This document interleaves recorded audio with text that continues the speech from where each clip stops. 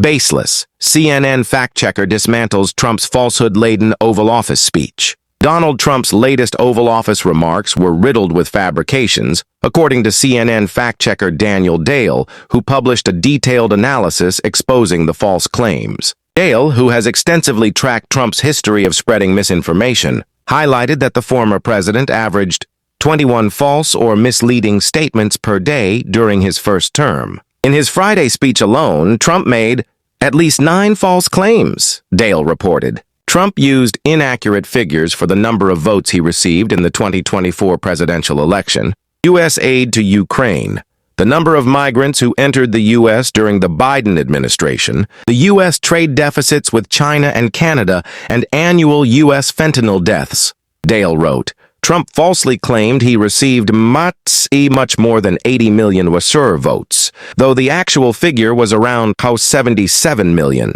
He also grossly inflated the U.S. trade deficits and fentanyl death rates, exaggerating the latter by a factor of 6. The inaccuracies didn't stop there. He also wrongly declared again that Honda announced it is building a new factory in Indiana. He repeated his years-old baseless claim that NATO would no longer have existed if not for his first presidency. He told his familiar, unsubstantiated story about large numbers of migrants having come from jails in the Congo and elsewhere, Dale wrote. Dale pointed out that while he counted 9 falsehoods, Trump made other misleading statements, including the claim that nobody was killed during the January 6th Capitol attack, aside from insurrectionist Ashley Babbitt, who was shot by police. We won't call Trump's claim false, but it's worth noting that Capitol Police Officer Brian Sicknick, who was attacked with pepper spray during the riot, died after suffering strokes the next day, Dale clarified. The D.C. chief medical examiner ruled that Sicknick died of natural causes, but noted that all that transpired played a role in his condition. Additionally, Dale pointed out that 3 other Trump supporters had died from medical emergencies during the riot. 2 from natural causes, and 1 from accidental amphetamine intoxication. Acting on our frustration, American goods face growing boycotts abroad. Donald Trump's America First policies are driving a wave of anti-American sentiment overseas, sparking boycotts of U.S.-made products. A New York Times report released Friday highlighted that countries directly targeted by Trump's threats, such as Denmark and Canada, are leading the charge. According to the report, the boycott spans a wide range of American products, including Heinz tomato ketchup, Pepsi Cola, and streaming services like Netflix, Disney Plus, and Amazon Prime Video. I felt a sense of powerlessness, said Bo Albertus, a Danish school principal who manages a Facebook group with 90,000 members dedicated to boycotting American goods. We all feel that we are doing something, he explained. We are acting on our frustration. One of the most impacted American brands abroad is Tesla, owned by Elon Musk, who now heads Trump's Department of Government Efficiency. Musk's promotion of far-right parties in Europe on X, the social media platform he owns, has further inflamed tensions. In Germany, Europe's largest market for electric vehicles, sales of Tesla cars fell 76% in February compared with a year earlier. The Times reported, citing data from the German Association of the Automotive Industry. Elizabeth Braw, a senior fellow at the Atlantic Council, noted that social media has amplified the boycott movement in ways that were previously impossible. America has done many questionable things over the years, she said. But I don't think even the Vietnam War could have triggered a campaign like this simply because social media was not available. Businesses are feeling the impact.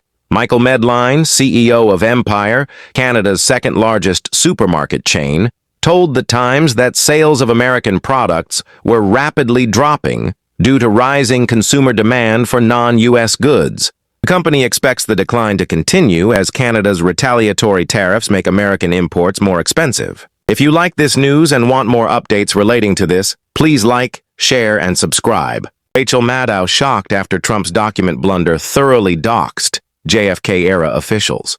MSNBC's Rachel Maddow expressed outrage over the Trump administration's extraordinary response after it was revealed that a massive document dump related to President John F. Kennedy's assassination exposed the Social Security numbers of hundreds of congressional staffers. Now, after that ready, fire, aim routine, they're now trying to fix it, Maddow said Thursday, highlighting the administration's haphazard handling of the situation.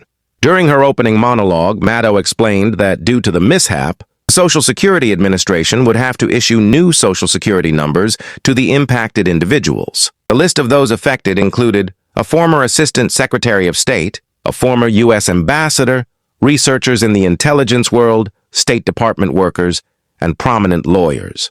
Just because they were on the Assassinations Committee doesn't mean they're not still alive and kicking, Maddow noted. She criticized Trump for effectively ordering all of them to be very thoroughly doxxed, which, among other things, appears to be quite illegal. Fallout from the mistake is expected to be costly. Maddow pointed out that, in addition to receiving new Social Security numbers, the victims would be offered free credit monitoring. However, she warned that the disruption would still come at a significant personal and financial cost. So yeah, good luck. Ambassadors and assistant secretaries of state and high-end Washington lawyers, including some who worked for Trump, Maddow said sarcastically. She mocked the absurdity of elderly officials now being forced to deal with the hugely diminished and unbelievably chaotic Social Security Administration to restart, in your 70s and 80s, everything in your official and financial life with your brand new Social Security number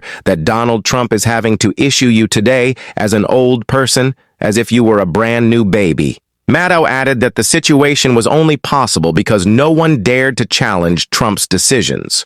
Who's going to tell him no? Who's going to tell him that's not a good idea? She asked, calling it the most amazing part of all of this. In a final jab, Maddow mocked Trump's unchecked authority. Because he's the king, she said sarcastically. She ridiculed the idea that anyone would question the genius brain fart he had about Kennedy while he was walking around the Kennedy Center, and concluded with a cutting remark. It's not how the government works in an autocratic system. Trump praises Barron's unbelievable aptitude in technology for simply turning on a laptop.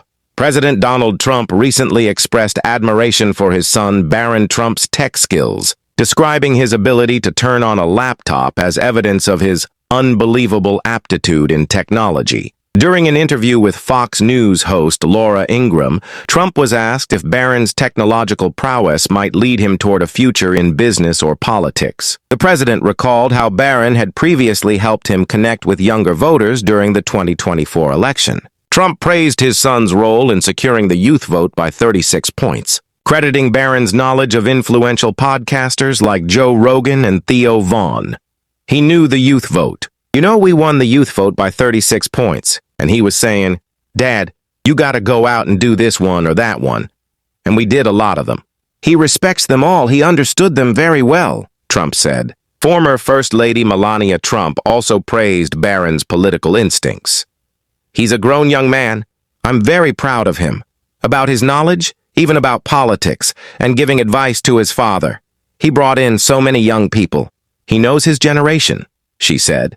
However, Trump's comments about Barron's laptop skills quickly sparked mockery online. Critics interpreted the praise as a sign of the 79-year-old president's lack of familiarity with modern technology. Grassroots political group, Really American, ridiculed the incident, posting on social media. Breaking.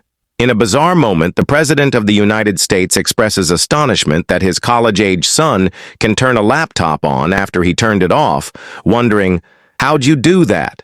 This is abnormal. A weekly cognitive test should be mandatory. Others piled on, with one person writing, Donald Trump admitting that he knows absolutely nothing about computers, technology, or young people. Beyond embarrassing. Meanwhile, in other news, Trump reportedly stated that Elon Musk will not be briefed on a key strategy plan, and new data reveals that American dissatisfaction has reached a record high. Some have questioned whether Trump's leadership is to blame.